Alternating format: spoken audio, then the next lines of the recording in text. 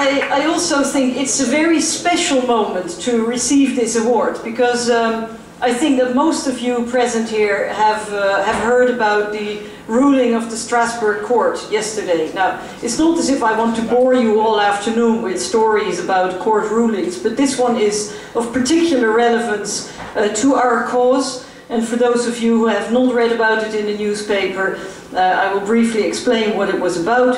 In Italy, there is a law that goes back to the Mussolini era, which stipulates the compulsory presence of crucifixes in classrooms, and mind you, not in Catholic schools, but in state schools, which are supposed to be neutral. The compulsory presence of crucifixes. Now, there was one, probably the one atheist couple in Italy who protested against this, and they said, we do not want our children to be exposed to this and be staring at this crucifix day in, day out. We simply do not want it.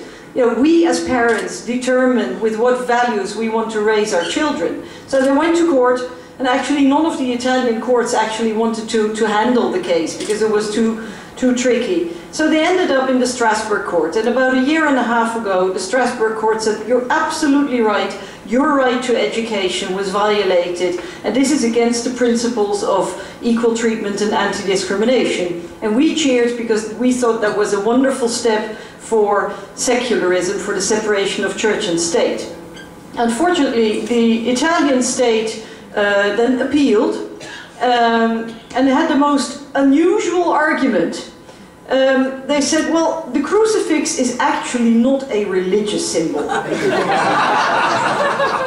It is a symbol of national traditions. I'm not really sure how the Vatican felt about this line of defense, but there we are. Yesterday, sadly, the Court of Appeal, the Grand Chamber, reversed the initial decision and said, yes, Italy or any other country in the Council of Europe has the right to impose a single dominant religion and its symbols. They didn't accept the argument that the crucifix is not a religious symbol. That's true, but that was probably the only bit of good news. And I think that this is a major setback for secularism in Europe. I actually find it mind-boggling that such a decision can be taken in the 21st century.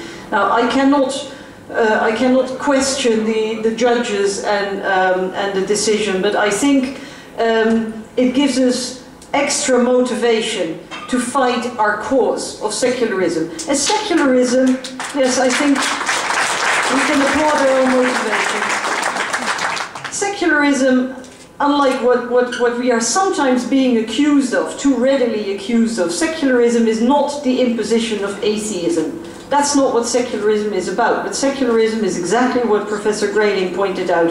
It is equal treatment of all beliefs, life stances, philosophies, what have you. It means that, you know, as in the modern society we feel is right, every single individual, every single citizen is equal before the state and does not receive a different treatment because they happen to belong to the wrong religion or no religion at all.